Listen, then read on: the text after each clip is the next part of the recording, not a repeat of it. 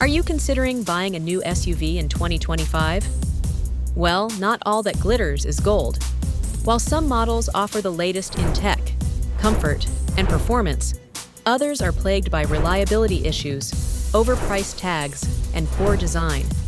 Imagine spending your hard-earned money only to be stuck with endless repair bills, frequent breakdowns, and a vehicle that loses value faster than you can drive it off the lot.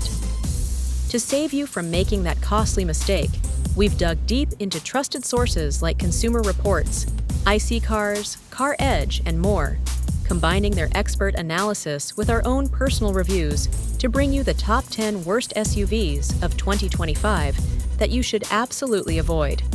And you'll want to stick around, because the #1 worst SUV is a massive disappointment from a brand you might not expect.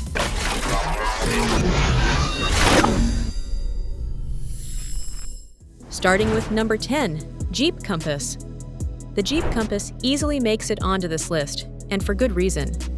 At first glance, it might seem like a decent, compact SUV, but dig a little deeper, and the problems start to show. Poor reliability and subpar build quality plague this model, and it's simply not worth its hefty price tag. In 2025, it still suffers from low owner satisfaction ratings, and resale value is terrible, especially when compared to more reliable SUVs.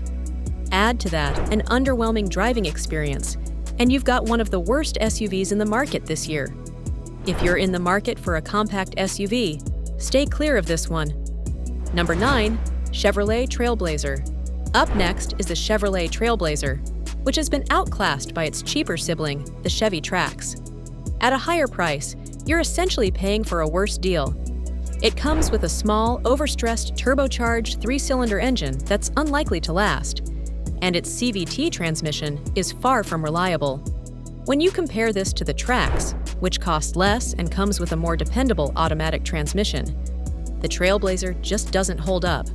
For buyers looking for a budget-friendly SUV, avoid the Trailblazer and check out the competition instead. Number 8, Ford Escape, non-hybrid models. Taking the 8th spot is the Ford Escape, specifically the non-hybrid models equipped with the troublesome 3-cylinder turbocharged EcoBoost engine. This engine has a history of reliability issues, including premature failure. Though the hybrid version is much better, the base models continue to underperform. The driving experience is lackluster, and considering the risk of expensive engine repairs, this is one SUV you'll want to skip. The competition offers more reliability for the price. Number 7, Dodge Hornet. Rebadged from the Alfa Romeo Tonale, the Hornet suffers from poor build quality, cramped interior space, and Alfa Romeo's infamous reliability issues. With a high price tag and terrible resale value, the Dodge Hornet is one of the slowest-selling SUVs on the market. It's a perfect example of style over substance, and buyers should steer clear if they want a reliable and comfortable SUV for everyday use. Number 6, Volkswagen Atlas. If you're looking for a spacious family SUV, the Volkswagen Atlas might catch your eye, but don't be fooled by its size and comfort. The Atlas is known for having significant reliability issues, especially with its electronics and turbo engine. On top of that, repairs tend to be costly, and the ownership costs are high, particularly once the warranty expires. The Atlas Cross Sport version, which lacks a third row but still comes with the same price tag, suffers even more in owner satisfaction ratings. Bottom line, better to avoid this Volkswagen if you want long-term peace of mind. Number 5, Mitsubishi Eclipse Cross. In 5th place, we have the Mitsubishi Eclipse Cross. This subcompact SUV seems to have gotten everything wrong, from its underpowered 1.5-liter turbo engine to its cheap interior materials. It offers poor performance, outdated technology, and questionable long-term reliability. The CVT transmission, which it shares with several Nissan models, is notorious for issues. To top it all off, it scored poorly in safety ratings. Add Mitsubishi's small dealer network and questionable customer support, and it's clear why this SUV is one to avoid. Number 4, Kia Seltos. The Kia Seltos is another example of a promising vehicle on paper that struggles in practice. Although it looks good and is packed with features, it is plagued by serious reliability issues. The dual-clutch transmission in non-hybrid versions has proven to be problematic, and the owner satisfaction ratings reflect that.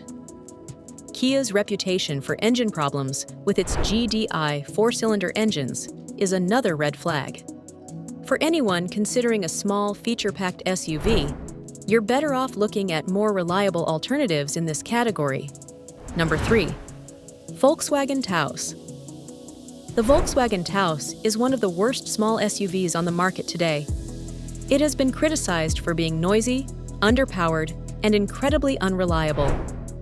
With its small 1.5-liter turbo engine, the Taos struggles to offer a decent driving experience. While Volkswagen did replace its troublesome dual-clutch transmission with an 8-speed automatic, it hasn't done enough to fix the SUV's overall quality issues. Poor build quality, uncomfortable ride, and below-average owner satisfaction make this SUV one to avoid at all costs. Number 2. Ford Bronco Sport. The Ford Bronco Sport shares its platform with the Ford Escape, which isn't a good thing when it comes to reliability. Equipped with the same problematic 3-cylinder EcoBoost engine, the Bronco Sport struggles with engine failure risks. It's also overpriced, especially when you consider its poor reliability history and subpar performance. For off-road enthusiasts looking for a compact SUV, the Bronco Sport is not the best option. There are far more reliable alternatives in this space. And finally, at number 1, Grand Cherokee 4xe. Topping the list as the worst SUV for 2025 is the Grand Cherokee 4xe. While Jeep markets it as a luxury SUV, the build quality leaves much to be desired. The 4xe plug-in hybrid version, in particular, suffers from reliability concerns, earning it one of the worst ratings in owner satisfaction. High price, poor customer service, and rapid depreciation only add to the reasons why you should steer clear. Even though dealerships are offering deep discounts, it's not worth the headache. So there you have it, our countdown of the worst new SUVs you should avoid buying in 2025. These models have proven to be unreliable, overpriced, or just poorly designed. Be sure to check out our other videos for reliable alternatives. And if you enjoyed this, hit that like button and subscribe for more expert car buying advice. Thanks for watching, and we'll see you next time.